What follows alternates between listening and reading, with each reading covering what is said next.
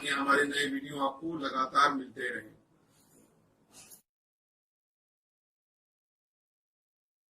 नमस्कार दोस्तों, धर्म रहस्य चैनल पर आपका एक बार फिर से स्वागत है।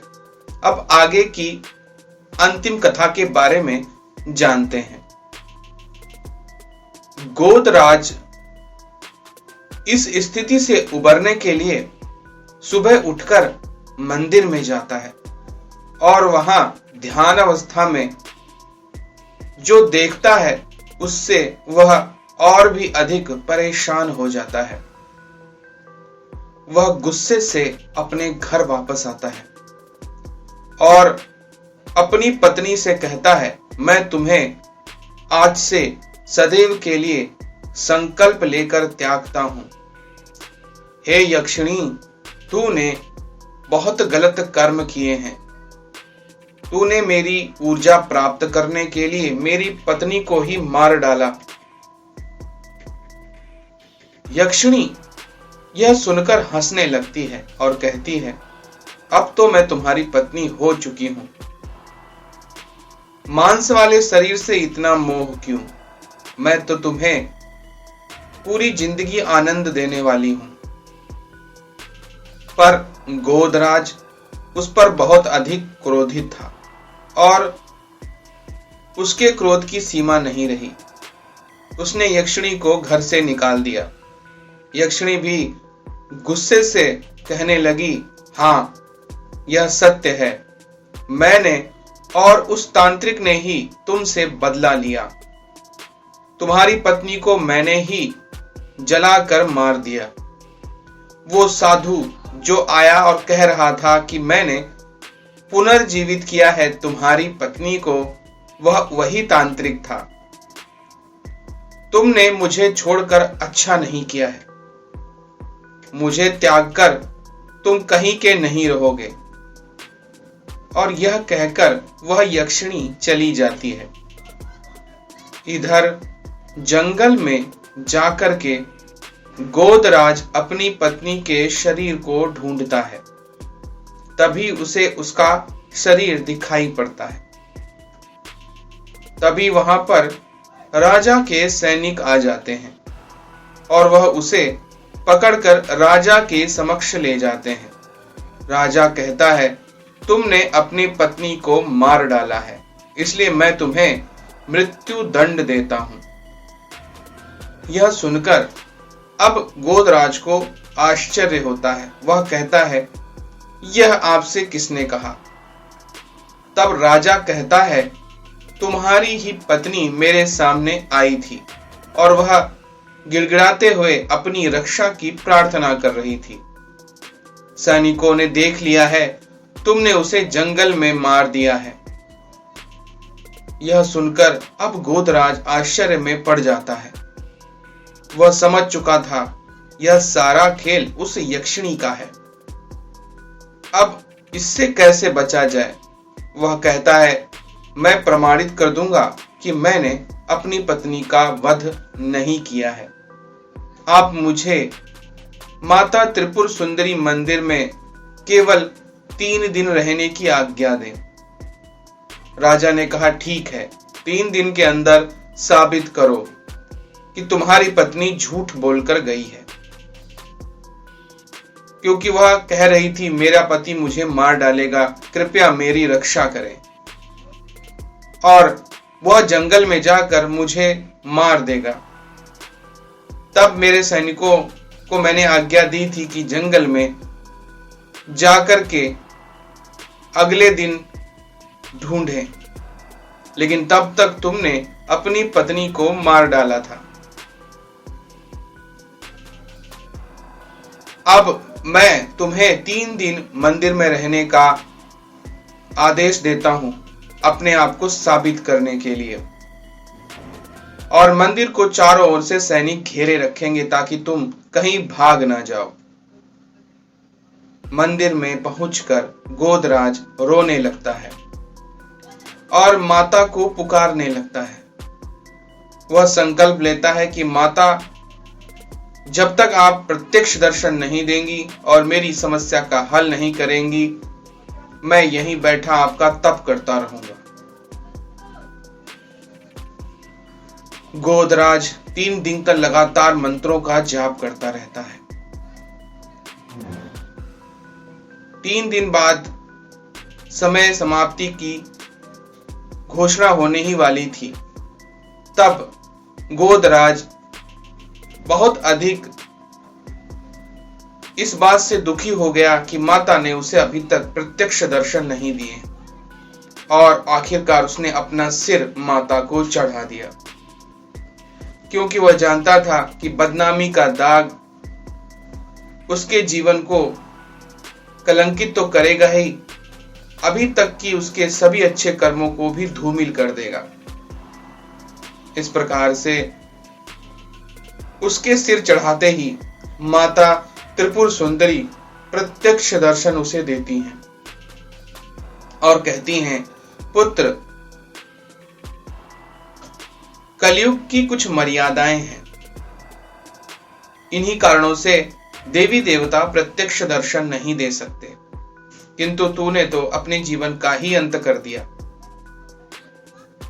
इस पर गोदराज कहता है, माता, मेरी विपदा का अंत करो, आप तो सब जानने वाली हैं।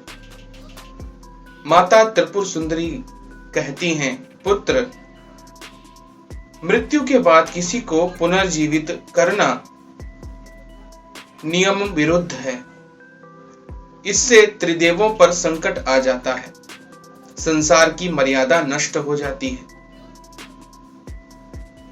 लेकिन क्योंकि तू मेरा बहुत बड़ा सच्चा पुत्र है, इसलिए मैं तुझे इसकी एक युक्ति बताती हूं। मृत्यु के 24 घंटे के अंदर प्राणी को दोबारा जीवन प्राप्त हो सकता है, लेकिन तेरी पत्नी को मरे हुए तो काफी समय हो चुका है।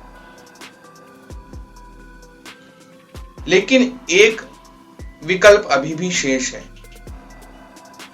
मृत्यु लोक में कर्म करने की छूट सभी को दी गई है। अगर कोई कर्म करे और कर्म के फलस्वरूप मृत्यु को टाल दे, तो फिर उस पर नियम कार्य कानून नहीं लगते। इसलिए मैं तेरे सूक्ष्म शरीर को किसी भी लोक में गमन करने की शक्ति प्रदान करती हूं, साथ ही साथ त्रिपुरा अस्त्र भी तुझे देती हूं। जा, तेरे पास समय कम है, तुझे अपनी पत्नी को यक्षलोक से वापस लाना होगा, क्योंकि यक्षिणी के मारने के कारण वह यक्षलोक में ही विद्यमान हो गई है। जा, तेरे पास समय कम है, किंतु मैं तेरी पत्नी के शरीर को सड़ने नहीं दूंगी। वह बिल्कुल ऐसे रहेगा जैसे कि उसकी मृत्यु हुई ही नहीं। यह कहकर माता त्रिपुर सुंदरी वहां से अदृश्य हो जाती है। अब अपने सूक्ष्म शरीर के साथ गोदराज यक्षलोक की ओर गमन कर जाता है। यक्षलोक के द्वार पर उसे बहुत सारी शक्तियां रोकने की चेष्टा करती हैं, लेकिन वह अपने त्रिपुरा देवी के मंत्रों द्वारा उन सब को मार्ग से हटा देता है। अंदर पहुंचकर उसे उसकी पत्नी दिखाई देती है। वह रोती हुई आकर इनके चरणों को छूती है और कहती है, आप मेरे लिए यक्षलोक तक आ गए हैं। मुझे उस यक्षिणी का कार्य करना पड़ रहा है और वह पृथ्वी लोक में आनंद पूर्वक इधर उधर घूम रही है।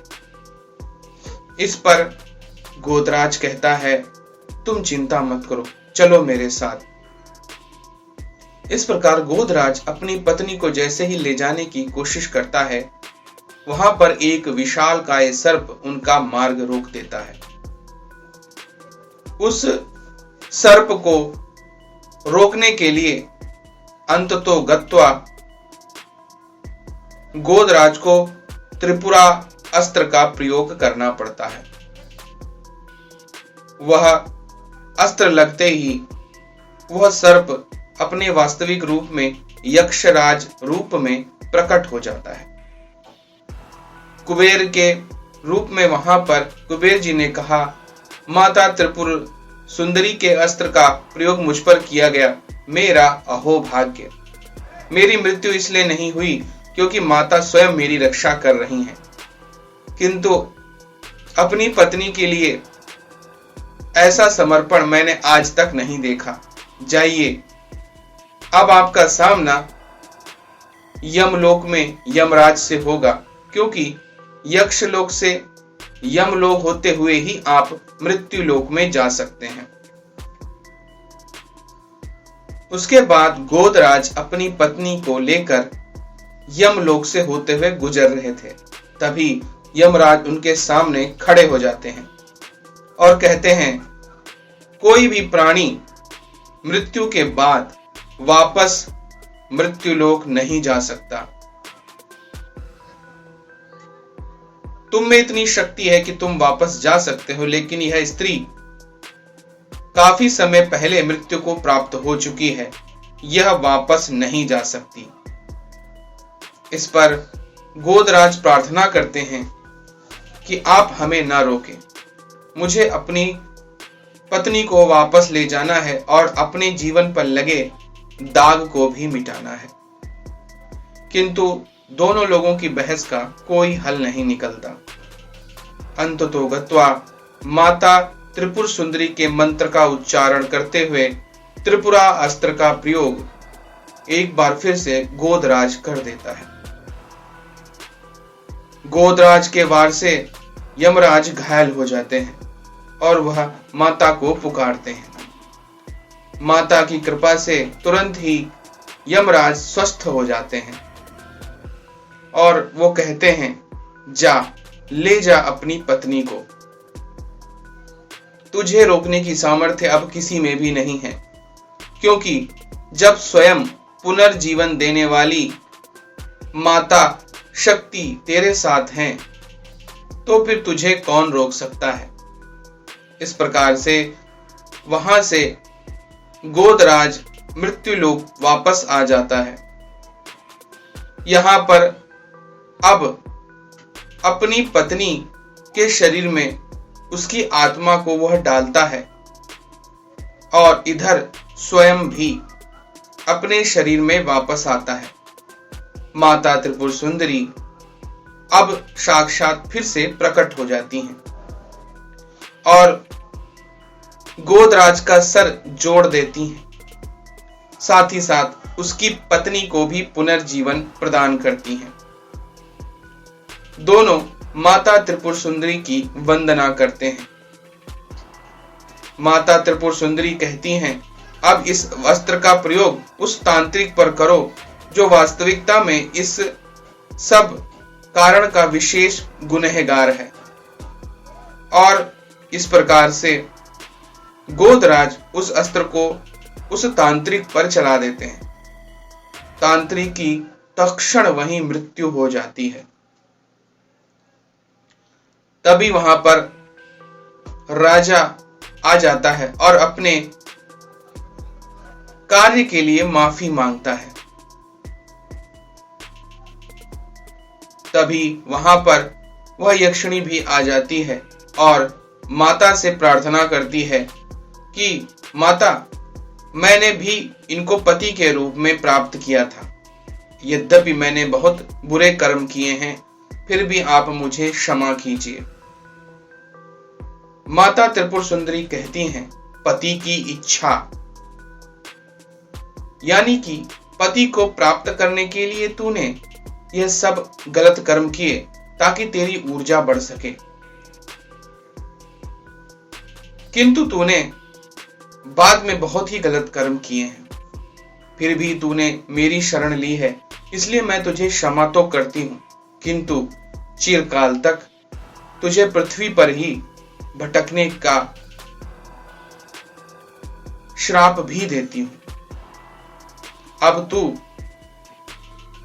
तब तक इस पृथ्वी पर भटकती रहेगी जब तक 7 पुरुषों के साथ में तेरा विवाह नहीं होगा। और जब तक पृथ्वी पर 7 पुरुषों से विवाह करके संतुष्ट जीवन बिताते हुए तू शक्तियों को प्राप्त नहीं करेगी, तब तक तुझे इसी पृथ्वी पर भटकते रहना होगा। और कहते हैं तब से वह यक्षिणी काम प्रिया पृथ्वी पर भटक रही है। अब तक कहा जाता है कि उसने 3 पुरुषों का पति रूप में स्वीकार किया हुआ है और 3 पुरुष अभी तक उसने भोगे हैं। अभी भी वो 4 पुरुष उसे प्राप्त करने हैं, तभी वह मृत्यु लोक से मुक्ति प्राप्त करके अपने वास्तविक यक्ष लोक को प्राप्त कर सकती है। किंतु इतने अधिक समय तक भटकने के कारण वह अत्यधिक शक्तिशाली हो चुकी है। तो इस प्रकार से माता त्रिपुर सुंदरी की कृपा के कारण पुनर्जीवन 2 लोगों को प्राप्त होता है। ऐसा ही वर्णन आप लोगों ने भाग 1 में भी जाना था कि इसी मंदिर परिसर में माता त्रिपुर सुंदरी की कृपा से कैसे एक व्यक्ति को पुनर्जीवन इस घटना के कई सौ साल बाद दोबारा से मिला। तो वो माता त्रिपुर सुंदरी ही हैं जो पुनर्जीवन प्रदान कर सकती हैं, लेकिन उसमें भी मर्यादा का एक नियमावली सदैव रहती है कि कोई भी प्राणी केवल 24 घंटे तक ही जीवित रह सकता है और पुनर्जीवन प्राप्त कर सकता है।